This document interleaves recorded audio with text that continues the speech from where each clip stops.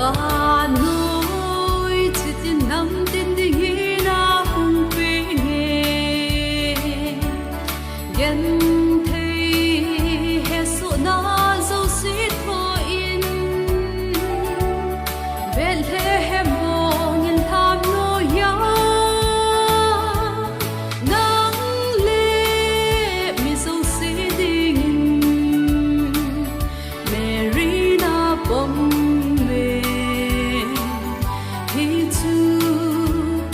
Krista ahi Hallelujah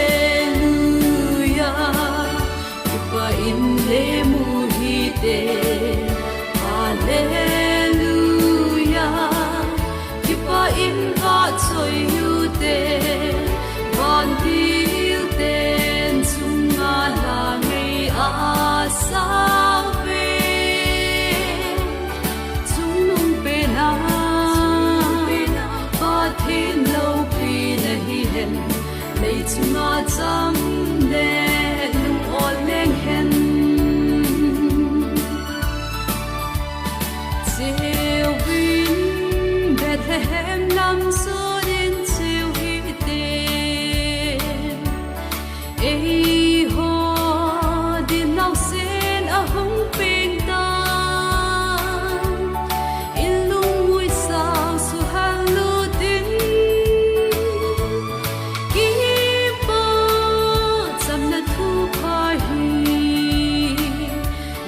chỉ u hi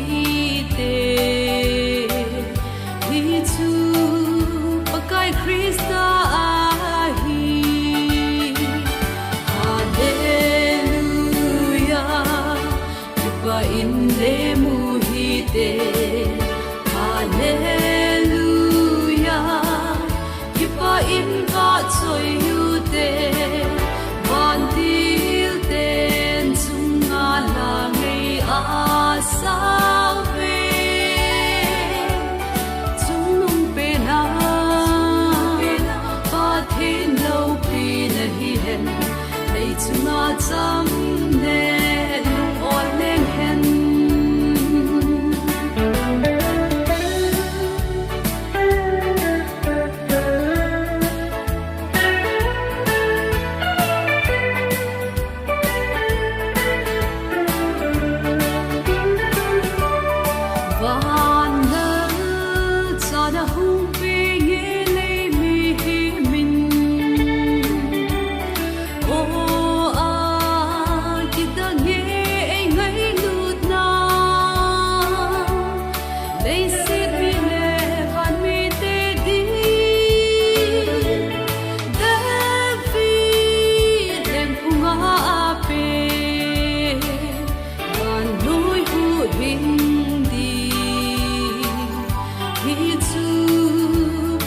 Krista ahi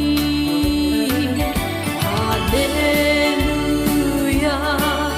Kipa in le muhite